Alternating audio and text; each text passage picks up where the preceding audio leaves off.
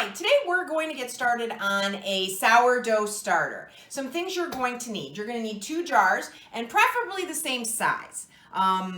Because I'll show you later why, but you definitely want 2 jars of the same size. You'll need a long spoon to be able to stir. I like to use a little spatula or a spatula to scrape down the sides.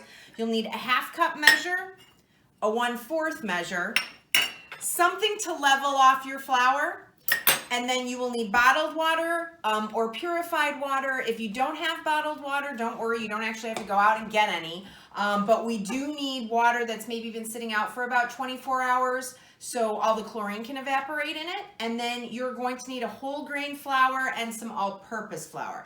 I'm going to use whole wheat. This is organic. There's a lot of starter recipes out there. Some require organic flour or tell you you need organic flour. I think if you just have regular whole wheat, you could use that. You want to start with a whole grain flour for the simple fact that the wild yeast that's in there is going to help get your starter moving. You can use all-purpose flour, but I don't know exactly how long it's going to take for it to rise. I've done it this way, so I don't know, but it will take longer. Okay, so the measurements to get your starter going is we're going to use 1 cup of whole wheat flour and a 1/2 cup of purified bottled water or water that's been sitting out. The measurements are going to change for the next day. This will be the first step. So we're going to put this together and then we're going to wait 24 hours. The next day you'll need all-purpose flour and we're going to cut our measurements down. So first thing I'm going to do is I'm going to measure out. This is a 1/2 cup measure and it says a scant 1 cup of flour. So what I'm going to do is I'm going to just dig out a little. So there's my scant 1/2 cup. Now, if your jar has a narrow neck, you can make yourself an easy funnel by just taking a piece of paper. This is a piece of parchment paper. But I have used copy paper in the past, you know, whatever is available. Just make sure it's clean. And put that in the jar. And then you can just put your flour right in and it goes in for you. So there's my first 1/2 cup. Put that to sit in there. And then I'm going to do another 1/2 cup. And remember, it's a scant 1 cup, so you just want to dig out a little. It doesn't have to be perfect.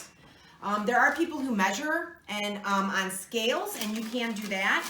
If you prefer to be exact, this recipe would start with 120 ounces of, or not ounces, my apologies, 120 grams of whole wheat flour, and then it's going to be 120 grams of the water. Okay, so there's our flour measurement. And then you're going to need a 1/2 cup, which would be the 120 grams of your water. And I did bring a 1/4 cup, but I'm going to use the 1/2 cup because it's easier. All right, and hopefully not spilling. Getting that all in the jar.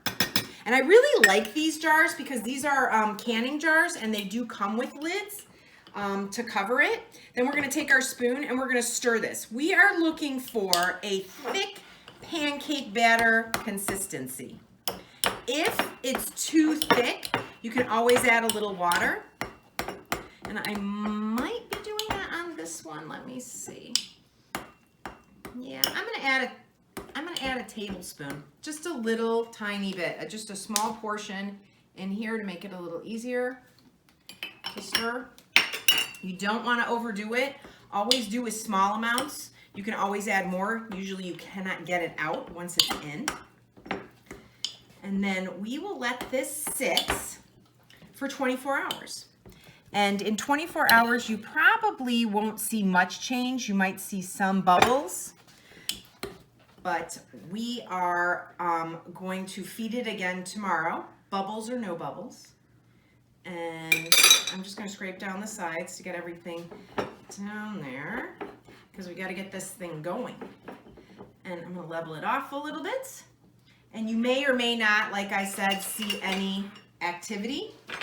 I'm going to cover it loosely. You can either just lay the lid on top. You could use plastic wrap loosely. I'm just going to go ahead and take a paper towel and a rubber band. And we'll be using this rubber band again. So I want to make sure I have one with me. And I will mention that tomorrow again. And then there's our starter. We're gonna let that sit. What I want to show you is this is a starter that I started about 6 to 7 weeks ago. Now it needs to be fed for today.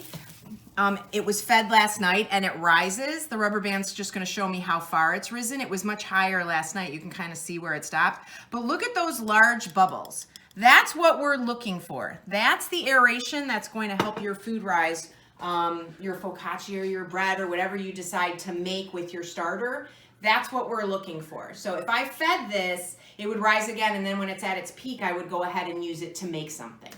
So that's it for today. Tomorrow we'll come back and we'll feed this, and in about a week we should have something that you can go ahead and start baking with.